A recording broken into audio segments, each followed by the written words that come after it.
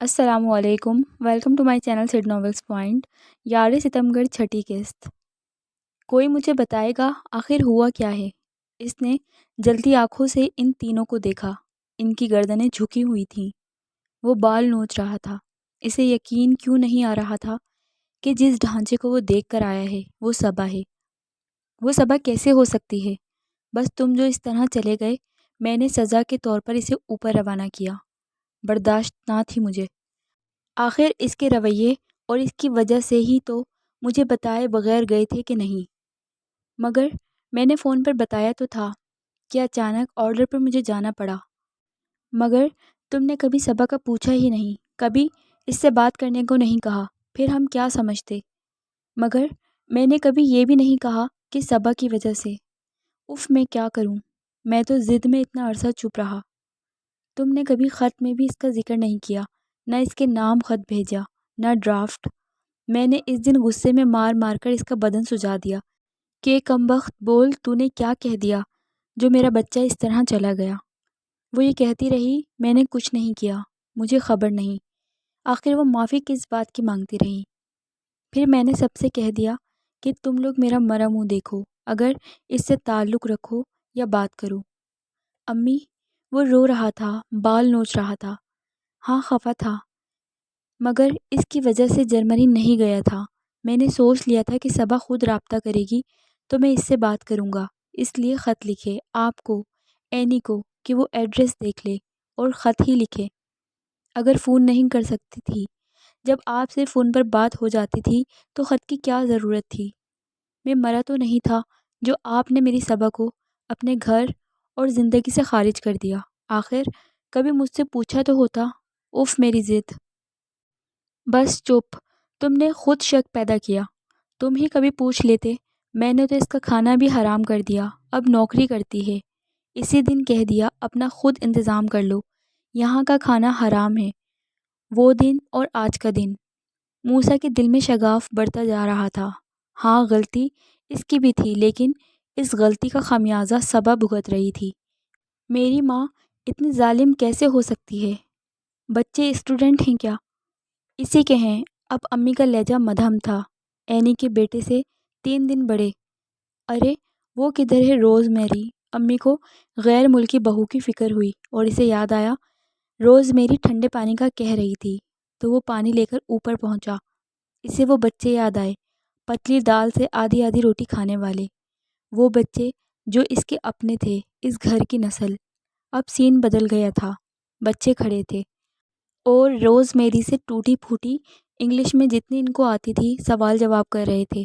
ٹھنڈا پانی بچوں نے بھی پیا اور صبا کے ماتھے، گردن اور چہرے پر ٹھنڈک پہنچتے ہی وہ ایک دم اٹھ کر بیٹھ گئی۔ سامنے موسیٰ تھا، ہڑبڑا گئی۔ کتنی بار ایسا خواب دیکھا، مگر موسیٰ اس کے پاس آ کر بیٹھ گیا تھا۔ کیسی ہو؟ یہ کیا کر لیا ہے؟ آواز اس کے گلے میں پھنس گئی تھی۔ صبا مسکرا دی۔ تم کب آئے؟ وہ بال سمیٹتے ہوئے اٹھی۔ روز میری پر نظر پڑی جو اب بھی ہدایتیں دے رہی تھی۔ موسیٰ نے اسے اس طرف متوجہ دیکھ کر بتایا کہ یہ روز میری ہے، میری جرمن بیوی، اور بغور اس کے چہرے کے تاثر کو جانچا۔ کچھ نظر نہ آیا۔ خون ہوتا تو رنگ ہوتا۔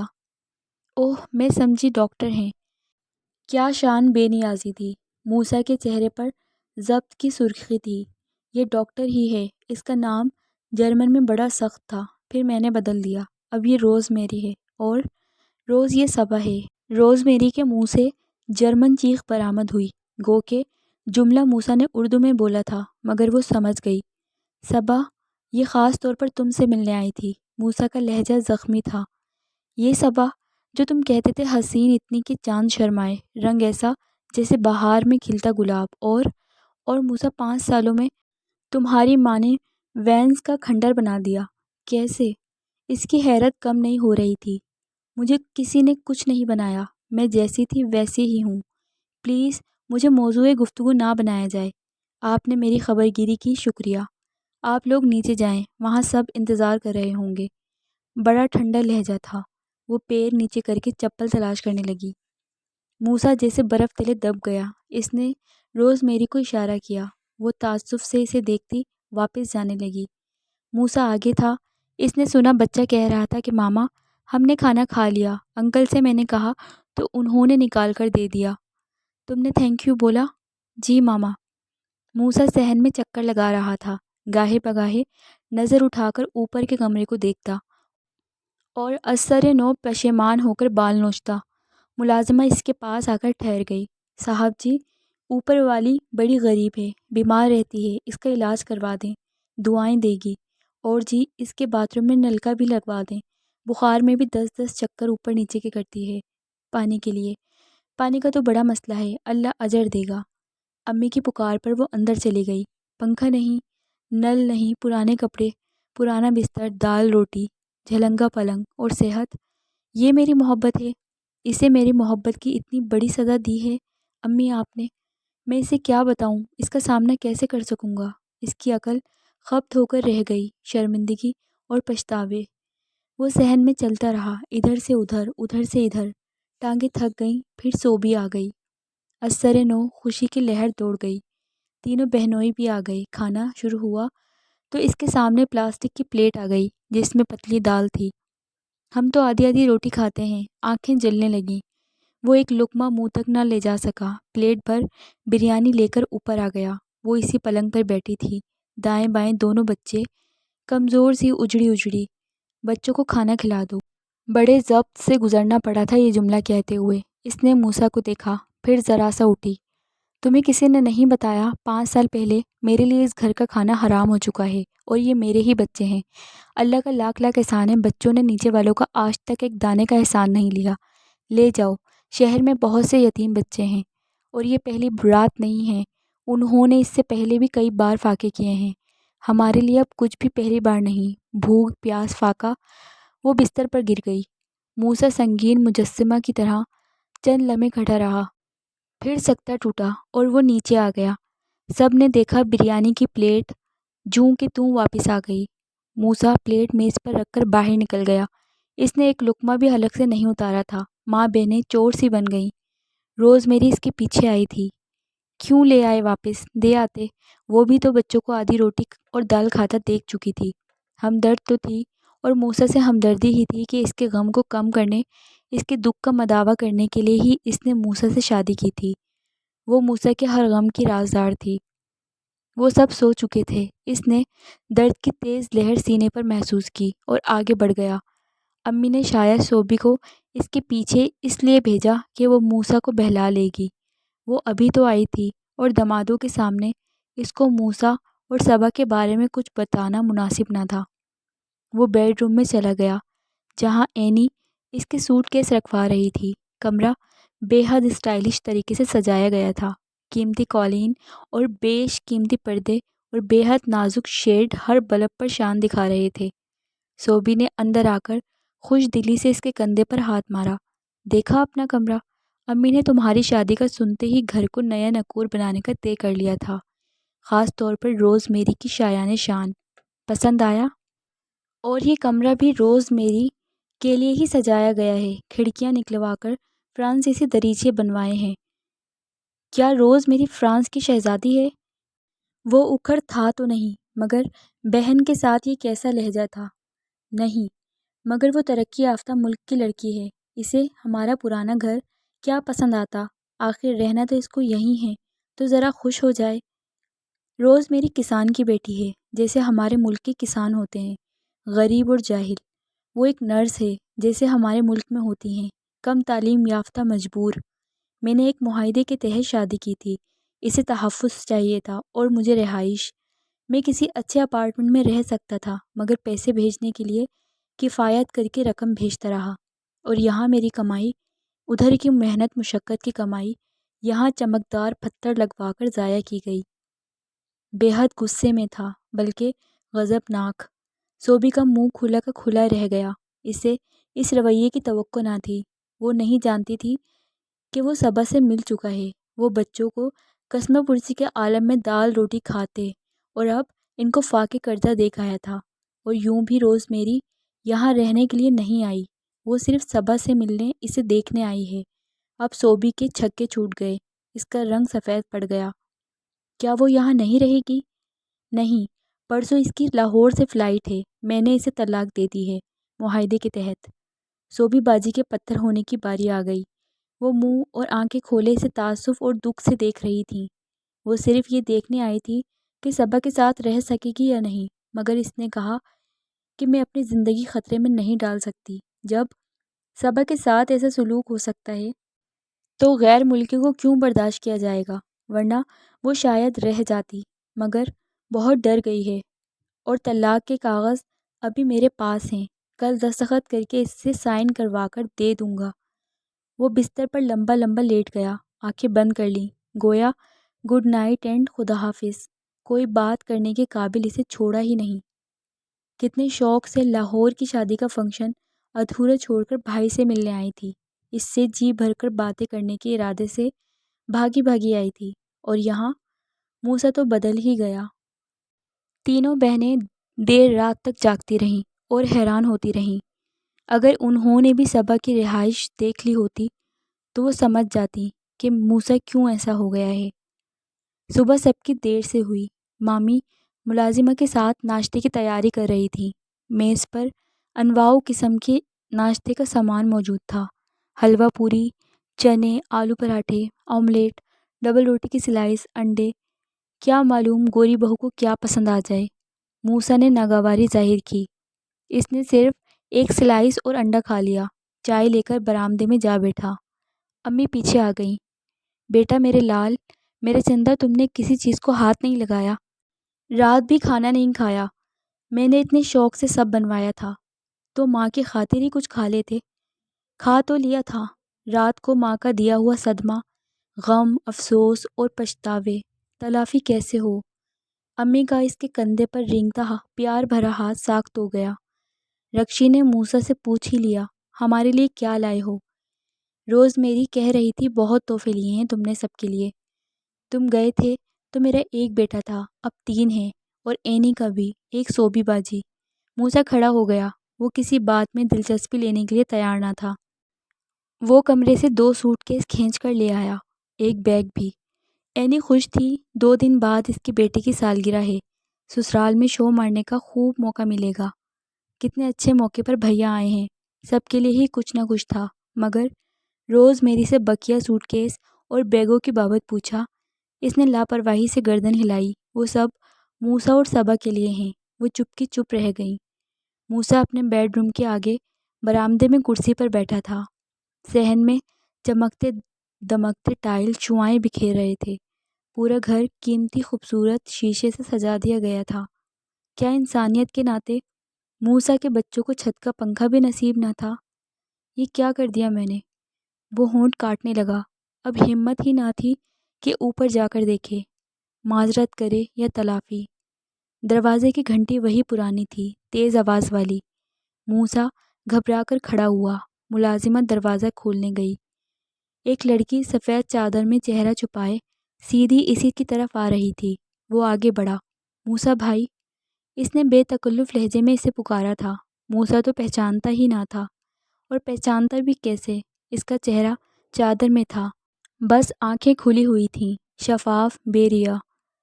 میں ادھر ساتھ والے گھر میں رہتی ہوں، آپ نہیں جانتے شاید۔ میں رضیہ آپا کی بیٹی ہوں۔ میں twinkle twinkle little star school میں پڑھاتی ہوں۔ صبا باجی بھی اسی اسکول میں کمپیوٹر کلاس لیتی ہیں۔ آج بھی وہ تیز بخار میں اسکول آ گئیں، اور وہاں انہیں خون کی الٹی ہوئی ہے۔ وہ اس وقت اسپتال میں ہیں، پلیز انہیں بچا لیں۔ اس کا لہجہ درد بھرا، آواز آنسو میں بھیگی بھیگی تھی۔ وہ باہر لپکا، پلیز بھائی کچھ رقم رکھ لیجئے، وہ اسی بھیگی آواز میں کہہ رہی تھی۔ میں نے رکشہ روکا ہوا ہے، آئیے۔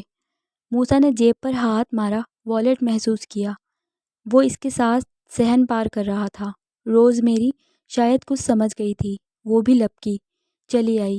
اسپتال کے کوریڈور میں ایک ہجوم اکٹھا تھا۔ لباس سے، یونیفارم سے پہچانا جا سکتا تھا۔ ٹیچرز اور طالب علم طالبات، فقط چہرے اور پریشانی آنکھوں میں۔ سفید کوٹ پہنے بڑی عمر کی ڈاکٹر تلخ لہجے میں ایک سفید ساڑی والی سنجیدہ اور بہت پریشان خاتون پر برس رہی تھیں۔ آپ لوگ تعلیم یافتہ ہو کر جہالت کا ثبوت کیوں دیتے ہیں؟ مریضہ کی حالت دیکھی ہے آپ نے؟ نہ جانے کب سے فاقے کر رہی ہے، اور اگر اسے کچھ ہو جاتا تو آپ لوگ ڈاکٹر کو الزام دینے میں ذرا نہیں ہچکچاتے۔ پہلے مریض کو لبے دم کرو، پھر اسپتال لاؤ، وہ مر جائے تو ڈاکٹروں کی غفلت کہہ کر احتجاج کرو۔ السر نہ جانے کب سے پک رہا ہے، کیا آپ نے کبھی اس کا چیک اپ بھی نہیں کروایا؟ علاج نہیں کروا سکتے تو زہر دے کر مار دیں، ڈاکٹرز کو ذمہ دار نہ بنائیں۔ شکر کریں کہ ابھی السر ہی تھا جو پھٹ گیا، فوری ٹریٹمنٹ نے بچا لیا ہے، اگر کچھ دن اور بغیر علاج کے رہتی تو کینسر ہو سکتا تھا۔ اور وہ بچے، پلیز ان کو وہاں سے ہٹائیں، ماں کا ہاتھ پکڑے روئے جا رہے ہیں، اور ماں کو کچھ ہو جاتا تو پوری زندگی روتے۔ پورا لیکچر جھاڑ کر ہاتھ ہلاتی ڈاکٹر مڑ کر چلی گئیں۔ نرگس نے موسیٰ سے اپنی ساس کا تعارف کروایا۔ پرنسپل صاحبہ ہیں، ڈاکٹر ان کو صبا آپا کی ساس سمجھ رہے تھے۔ پھر اس نے پرنسپل سے موسیٰ کا باقاعدہ تعارف کروایا۔ آپ نے سن لیا؟ پرنسپل کے چہرے کی پریشانی کم ہو گئی تھی، مگر موسیٰ سے بات کرتے ہی وہ اپنی فکر اور غصے پر قابو نہ پا سکیں۔ ڈاکٹر مجھے کیا سنا گئی ہے، بلکہ جب سے صبا کے پاس سے آئی ہیں مجھے ہی سب کچھ سننا پڑ رہا ہے، جبکہ اس خطاب کے مستحق آپ ہیں۔ نرگس جاؤ، انہیں لے جاؤ اس کے پاس۔ خون کی الٹی ہوئی، اوہ میرے خدا، میں تو سمجھی تھی کہ بس ختم۔ کہتی ہوئی وہ اسکول کے متاثرین کو جلوس کی شکل میں لے کر گیٹ کی طرف چلی گئیں۔ نرگس انہیں لے کر جنرل وارڈ میں آئی۔ ایک پلنگ پر صبا کا ڈھانچہ پڑا تھا، ڈرپ لگی ہوئی تھی، دائیں بائیں دونوں بچوں نے ایک ایک ہاتھ ماں کا تھاما ہوا تھا۔ ماما ماما کے سوا اور کچھ ان کے منہ سے نکل ہی نہیں رہا تھا۔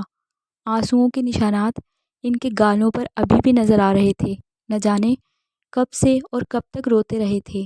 رضیہ آپا اس کے سرہانے کھڑی تھیں، ان کی آنکھوں میں آنسو تھے، وہ صبا کا ماتھا سہلا رہی تھیں۔ موسیٰ انہیں پہچانتا تو تھا، اشارے سے سلام کیا۔ صبا آج کل سے بھی زیادہ کمزور لگی۔ روز میری موسیٰ کا بازو پکڑے کھڑی تھی، بے حد دہشت زدہ تھی۔ صبا کو دیکھ کر اس کی آنکھیں بہنے لگی تھیں۔ پھر وہ موسیٰ کے پاس سے ہٹ کر صبا کے سرہانے گئی، چارٹ اٹھا کر پڑھتی رہی۔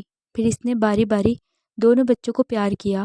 صبا کا سانس چل رہا تھا، اس لیے اسے زندہ کہا جا سکتا تھا، ورنہ اس کے جسم میں خون تھا نہ گوشت، صرف ہڈیاں۔ دہشت، خوف، مایوسی، موسیٰ کے جسم کا رواں رواں کھڑا ہو گیا۔ یہ ڈھانچہ سانس نہ چل رہا ہو تو اسے لاش ہی کہہ سکتے تھے۔ ایک اور ڈاکٹر وارڈ میں داخل ہوئی۔ بچوں کو یہاں سے لے جائیں، اس نے نرمی سے موسیٰ سے کہا۔ پلیز مجمع نہ لگائیں، یہ جنرل وارڈ ہے، مریض ڈسٹرب ہوتے ہیں۔ یہ دوائیں، اس نے ایک پرچہ موسیٰ کو دیا، کچھ ہدایتیں دے کر اگلے مریض کی طرف چلی گئی۔ موسیٰ نے احمد کو گود میں بھر لیا، پھر دوسری سمت جا کر فاطمہ کو اٹھا لیا اور جنرل وارڈ کے باہر آیا۔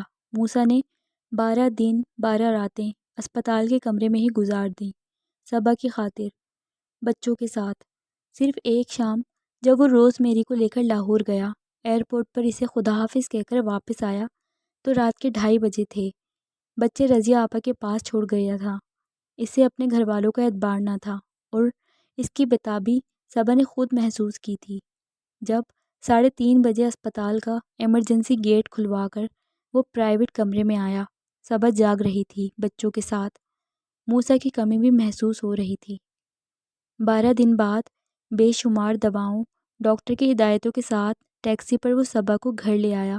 کئی بار اس نے امی سے کہا تھا کہ عزیز بھائی یا افتخار سے کہہ کر ایک گاڑی خرید لیں، آپ کو بھی آسانی رہے گی، مجھے بھی، مگر امی کو ڈرائیور رکھنا منظور نہ تھا، اور اب اسے خود اتنی مشکل ہو رہی تھی، شو روم جانے اور پسند کرنے میں نہ جانے کتنے دن لگتے، اور وہ صبا کو 1 منٹ کے لیے بھی نہیں چھوڑ کر جانا چاہتا تھا۔ صبا میں اتنی طاقت آ گئی تھی، علاج، غذا، دوا، توجہ اور اطمینان نے اس کو اپنے پیروں سے چلنے کے قابل بنا دیا تھا۔ وہ اندر آ کر اپنے آشیانے کی جانب بڑھی، ابھی پہلی سیڑھی پر قدم رکھا تھا کہ موسیٰ نے آ کر ہاتھ پکڑ لیا، بہت سہولت اور محبت کے ساتھ اسے اسی کمرے میں لے آیا جہاں وہ رخصت ہو کر آئی تھی، اور جہاں سے موسیٰ انجانی منزل کی طرف روانہ ہوا تھا۔ کئی دن وہ صبا کے لیے خود کھانا تیار کرتا رہا، بچوں کو اپنے ہاتھ سے کھلاتا رہا۔ ملازمہ حیرت کی تصویر بنی اسے دیکھا کرتی۔ صبا اب تیزی سے صحت مند ہو رہی تھی۔ موسیٰ بچوں کو تیار کر کے خود اسکول چھوڑنے جاتا۔ موسیٰ نے ابھی تک کسی سے کچھ نہ پوچھا، نہ شکوہ کیا۔ وہ بے نیاز ہو گیا تھا۔ اس کی زندگی اب صبا اور بچوں کے گرد گھومتی تھی۔ اسے کسی سے سروکار نہ تھا۔ خرچ کے لیے اب بھی ماں کو رقم دیتا تھا۔ امی کو اس نے شرمندہ کر دیا تھا۔ صوبی اور رکشی بھی نادم تھیں۔ اینی ایک دن ماں سے الجھ رہی تھی۔ دیکھا امی، آپ نے، میں کہتی رہی، آپ ایک بار تو کھل کر بھیا سے بات کر لیں صبا کے بارے میں، مگر آپ کو یہی یقین تھا کہ وہ صبا کی وجہ سے ہی ملک چھوڑ کر گئے ہیں۔ ٹھیک ہے، انہیں بتا کر جانا چاہیے تھا۔ اور یہ بھی اتفاق تھا کہ اسی دن دوپہر کو انہوں نے میری اور صبا کی باتیں سن لیں۔ انہیں غصہ آیا، مگر وقتی غصہ تھا کہ بغیر کسی سے کچھ کہے چلے گئے۔ جانا تو تھا انہیں۔ اگر صبا کا کوئی قصور ہوتا کبھی تو بھیا کے منہ سے نکلتا۔ وہ رو رو کر قسمیں کھاتی رہی۔ آپ اسے مارتی چلی گئیں۔ وہ معافی مانگتی، آپ اس کے مکہ رسید کر دیتی۔ آپ کو مرحومہ پھپھو جان کا خیال نہ آیا، نہ ابو کا۔ کتنا لاڈ کرتے تھے ابو صبا کا۔ اور امی، آپ کو پتہ تھا اس کو تیسرا مہینہ ختم پر ہے، کہیں بے جگہ چوٹ لگ جاتی، بچہ ضائع ہو جاتا، پھر اس کا گناہ بھی آپ کے سر ہوتا۔ اینی رو دینے کے قریب تھی۔ اچھا تو ہوا تو نہیں؟ پاگل تھی میں جو بے جگہ مکے چلاتی۔ غصہ اتنا تھا میرا، اکلوتا بیٹا لاپتہ ہو، کوئی ماں ہوتی یہی کرتی۔ میرا دل تو کہہ رہا تھا کہ اس کا گلا دبا دوں۔ غصے میں آپ کو احساس تھا کہ بے جگہ مکہ نہیں مارنا۔ یہ خیال نہ آیا کہ انتظار تو کر لیں، جرم ثابت ہوئے بغیر سزا سنا دی۔ جنوں سے کتنا ڈرتی تھی اور کتنی خوشامد کر رہی تھی آپ کی۔ پیر پکڑ لیے تھے۔ بھیا کا فون آنے کے بعد بھی آپ نے اس کو نہیں بتایا، سزا میں کمی نہیں کی، اور ہم سب کو بھی پتہ نہیں کیا ہو گیا تھا۔ اچھا چپ، سن لے گا تو پھر اور بھی بگڑ جائے گا۔ وہ بھی پتہ نہیں کیا کچھ سنا چکی ہوگی۔ امی نے تنبیہ کی، اور وہ جو صوبی باجی کو کچھ بتا رہا تھا، ان کی آواز دونوں بہن بھائی نے بخوبی سن لی۔ وہیں سے پکار کر بولا، سن چکا ہوں جو اینی نے کہا، فکر نہ کریں، سبق گونگی ہو چکی ہے۔ میں اس سے کچھ پوچھتا بھی نہیں، نظر آتا ہے مجھے، اور اوپر جا کر دیکھ کر آیا ہوں، مارنے میں کیا کسر چھوڑی آپ نے۔